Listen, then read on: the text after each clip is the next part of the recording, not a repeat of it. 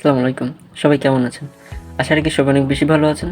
তো আজকে আমি যে বিষয়টা নিয়ে কথা বলব সেটা হচ্ছে ইংরেজি শেখার ৫টি টিপস অ্যান্ড ট্রিক্স।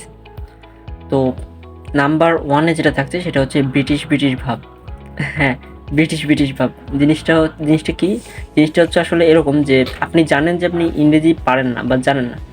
বাট বিষয়টা হচ্ছে এরকম যে আপনি মনে ভাববেন যে আপনি সবকিছু জানেন। আপনি শেক্সপিয়ারের থেকেও অনেক বেশি জানেন। এরকম কিন্তু এটা মনে থাকবে। এটা খবরদার বাইরের লোকের কারোর সামনে আসলে এটা প্রকাশ করা যাবে না। তাহলে আবার তারা হাসাহাসি করবে, আপনার কনফিডেন্স কমে যাবে। তো সবসময় মনে ভাবতে হবে যে আমি ইংলিশে একদম A to Z সবকিছু পারি, আমি শেক্সপিয়ারের থেকেও অনেক বড় কিছু একটা হয়ে গেছি। এটা মনে রাখতে হবে। ওকে? আচ্ছা। তো দ্বিতীয় অপশনে যেটা থাকবে সেটা হচ্ছে প্রকৃতির থেকে শেখা। হ্যাঁ, প্রকৃতির থেকে শেখা। দেখেন, আমি যদি এখন আপনাকে বলি যে আপনি প্রত্যেকদিন একটা করে ইংরেজি শিখবেন, আপনি বলবেন যে এত ওয়ার্ড আমি কোন থেকে পাবো? মানে আপনি ওয়ার্ড তো আর খুঁজে পাবেন না। এক্ষেত্রে কী করতে হবে? প্রকৃতির থেকে আপনাকে শিখতে হবে। ধরে নেন আপনি কোনো একটা জায়গায় দাঁড়িয়ে আছেন, এমন সময় আপনি দূরে একটা মুরগি দেখতে পেলেন। এখন কী করতে হবে? এই মুরগির ইংরেজি কী ধরেন আপনি জানেন না। আপনি সহজে গুগল ট্রান্সলেটে গেলেন, সেখান থেকে আপনি কী করলেন? মুরগি লিখলেন, মুরগির ইংরেজি কী সেটা আপনি সেখান থেকে জেনে নিলেন যে মুরগির ইংরেজি হেন। তা আপনি নতুন একটা জিনিস জানতে পারলেন। প্রকৃতির থেকে এভাবে আপনি শিখতে পারেন। আচ্ছা, তারপরে ৩ নম্বরে মোস্ট ইম্পর্টেন্ট এটা। ৩ নম্বরে যেটা থাকে সেটা হচ্ছে মোস্ট ইম্পর্টেন্ট, যেটা হচ্ছে মনোবল বজায় রাখতে হবে।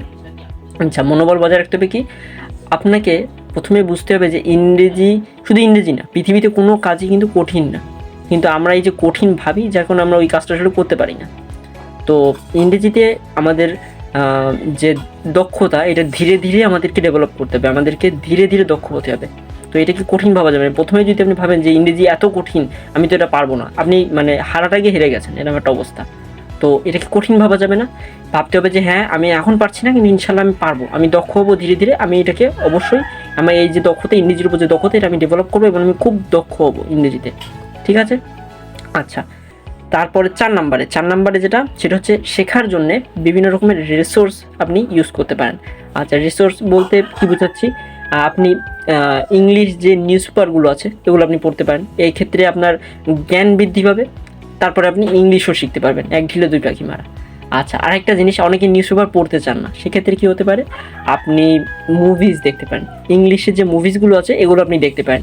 ইংলিশের মুভিজ দেখেন কম বেশি সবাই আর কি মুভিজ দেখেন। তো আপনি যে লেভেলের যে টপিকের মুভিসগুলো দেখেন, যেরকম আপনি হচ্ছে সায়েন্টিফিক মুভিজ দেখতে পছন্দ করতে পারেন, অথবা আপনি রোমান্টিক টাইপের যে মুভিসগুলো এগুলো আপনি দেখতে পছন্দ করতে পারেন। তো সেটা সেইভাবে ইউটিউবে সার্চ দিয়ে আপনি দেখার মাধ্যমে এতে আপনার মুভিসেও দেখা হলো, আবার আপনি ইংরেজিতেও ধীরে দক্ষ হবেন। আচ্ছা, তো এরপরে 5 নাম্বার টিপস। আচ্ছা, ৫ নাম্বার অপশানে আমি যেটা বলবো, এটা কিন্তু খুবই ইম্পর্টেন্ট। আমি বলবো যে উপরে 4টা যা বলেছিলাম সব কিছু আপনি ভুলে যান, কিন্তু এই 5 নাম্বারটা ভুললে চলবে না। 5 নাম্বারটাকে মাথার মধ্যে 5 স্টার রেটিং দিয়ে রেখে দেন। 5 নাম্বারটা কি? 5 নাম্বারটা হচ্ছে নিয়মিত শিখতে হবে। হ্যাঁ, এটা খুবই কার্যকরী একটা উপায়। সেটা হচ্ছে যে প্রত্যেক দিন আপনাকে শিখতে হবে।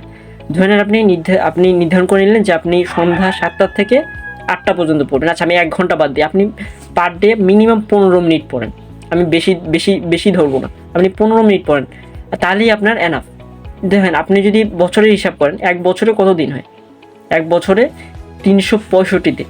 ৩৬৫ দিন, তার মানে আপনি যদি প্রত্যেক দিন একটা করে শব্দ পড়েন, তাহলে আপনি ৩৬৫টা শব্দ আপনি ১ বছরে শিখে যাচ্ছেন, তাই না? তো আমি বলবো যে প্রত্যেকদিন মিনিমাম একটা করে শেখেন। আর যদি কোনো দিন রক্ত গরম হয় যে এই তো আমি আজকে ফাটায় ফেলে দেবো, তাহলে আপনি একবারে ১০-২০টা শিখে ফেলেন, মুখস্থ করে ফেলেন। তা আপনি ধীরে নিজের ভোকাবুলারিটিকে ডেভেলপ করেন। তো এর মাধ্যমে আসলে আপনি ধীরে দক্ষ হতে হবে। ইংরেজিতে ধীরে দক্ষ হতে হবে। একবারে সব কিছু মনে ওলটপালট করে দেওয়া কোনো কিছুতেই পসিবল না। আপনাকে ধীরে শিখতে হবে। তো নিয়মিত শিখতে হবে, প্রত্যেক দিন নিয়মিত শিখবেন।